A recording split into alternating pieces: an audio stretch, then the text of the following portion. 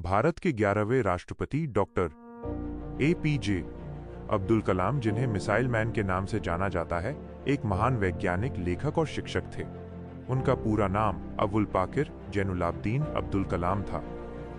Doctor कलाम का जन्म 15 अक्टूबर 1931 को तमिलनाडु के रामेश्वरम में हुआ था। उनका परिवार आर्थिक रूप से कमजोर था, लेकिन शिक्षा के प्रति उनका जुनून अटूट था। उनका बचपन काफी संघर्षों में बीता और उन्हें आर्थिक परेशानियों का सामना करना पड़ा। उनका परिवार संयुक्त था, जिसमें 5 भाई और 5 बहनें थीं। उनके पिता जैनुलाब्दीन ज्यादा पढ़े लिखे या अमीर नहीं थे। वे मछुआरों को नाव किराए पर देते थे। इन आर्थिक कठिनाइयों के कारण कलाम ने बचपन में ही आत्मनिर्भर बनने के लिए अखबार बेचना शुरू कर दिया था। वे सुबह सुबह रामेश्वरम के रेलवे स्टेशन और बस अड्डे से अखबार लेते थे और फिर उन्हें शहर की सड़कों पर बेचते थे। बचपन से ही उनकी विज्ञान में गहरी रुचि थी और वे स्कूल में विज्ञान और गणित में बहुत अच्छे थे। उन्होंने अपनी प्रारंभिक शिक्षा रामेश्वरम में ही पूरी की और बाद में त्रिची के सेंट जोसेफ कॉलेज से विज्ञान में डिग्री हासिल की। उनका बचपन से ही पायलट बनने का सपना था और उन्हें उड़ान भरने का बहुत शौक था। उन्होंने अपनी स्कूली शिक्षा रामनाथपुरम से पूरी की और बाद में सेंट जोसेफ कॉलेज तिरुचिरापल्ली से भौतिक विज्ञान में स्नातक की डिग्री हासिल की। इसके बाद उन्होंने Madras institute of technology MIT से एरोनॉटिकल इंजीनियरिंग की पढ़ाई की। स्नातक की पढ़ाई पूरी करने के बाद उन्होंने रक्षा अनुसंधान और विकास संगठन DRDO में एक वैज्ञानिक के रूप में अपना करियर शुरू किया।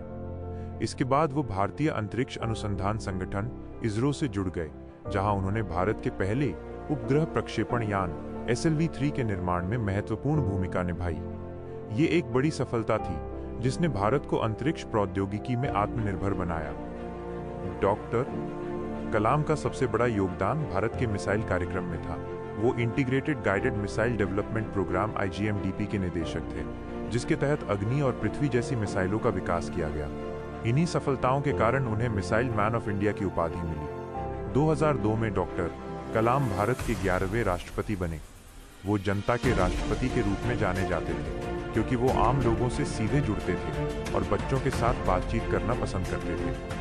उनका मानना था कि भारत को एक विकसित देश बनाने के लिए युवा शक्ति को सही दिशा देना आवश्यक है। उन्होंने 2007 तक राष्ट्रपति के रूप में देश की सेवा की। राष्ट्रपति पद छोड़ने के बाद भी डॉक्टर कलाम ने अपना जीवन शिक्षण और लेखन को समर्पित कर दिया। उन्होंने कई प्रेरणादायक किताबें लिखी, जिनमें wings of fire, ignited minds और इंडिया 2020 और vision for the new millennium प्रमुख हैं।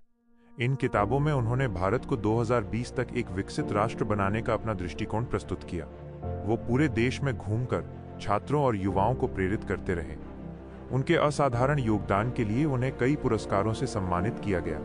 इनमें भारत के सर्वोच्च नागरिक सम्मान भारत रत्न 1997, पद्म विभूषण 1990 और पद्म भूषण 1981 शामिल हैं। 27 जुलाई 2015 को शिलांग में भारतीय प्रबंधन संस्थान IIM में व्याख्यान देते समय उनका निधन हो गया।